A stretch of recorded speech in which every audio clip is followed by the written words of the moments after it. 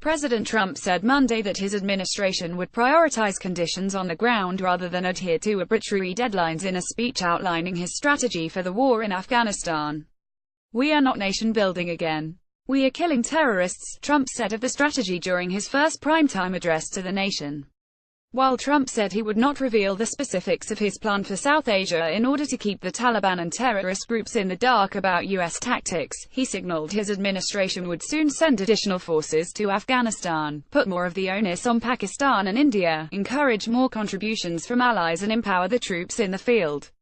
"The American people are weary of war without victory," Trump said, referring to the 16-year conflict in Afghanistan. The United States originally invaded Afghanistan in response to the 9/11 terrorist attacks. The president stopped short of confirming reports that the Pentagon would soon deploy 4,000 troops to Afghanistan and instead outlined the conditions required for continued U.S. assistance in the war-torn country. "Military power alone will not bring peace to Afghanistan or stop the terrorist threat arising in that country," Trump said. "Strategically applied force aims to create the conditions for a political process to achieve a lasting peace. America will work with the Afghan government as long as we see determination and progress.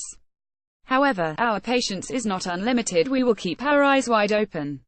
Trump has delegated authority for decisions involving specific military tactics to Defense Secretary James Mattis, and a senior administration official told reporters on a conference call Monday evening that it was Mattis who proposed the exact number of troops heading to Afghanistan, a figure Trump declined to reveal during his speech.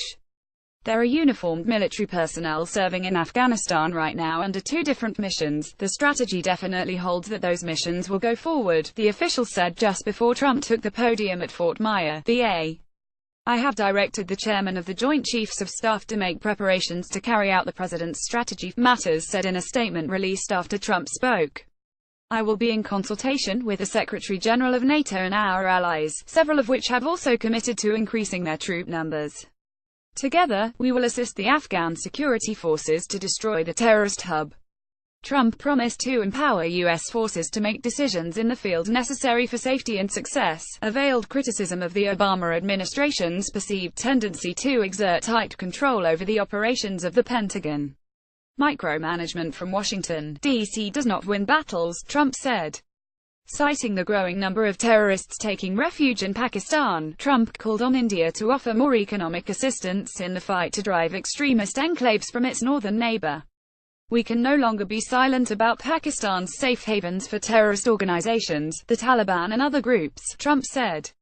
Critics had questioned in the run-up to Monday's address whether Trump would stick to past calls, predating even his presidential campaign, or withdrawing U.S. forces from Afghanistan and instead propose a troop surge.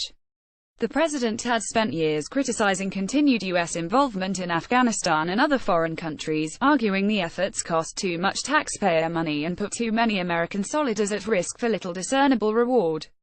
But Trump acknowledged Monday that his position on what the U.S. should do in Afghanistan has indeed shifted. "My original instinct was to pull out," Trump said of Afghanistan during his first primetime address to the nation. "Historically, I like following my instincts, but all of my life, I heard that decisions are much different when you sit behind the desk in the Oval Office." Trump said he came to believe that a premature withdrawal from Afghanistan would have negative consequences, like the rise of ISIS after the U.S. pulled out of Iraq.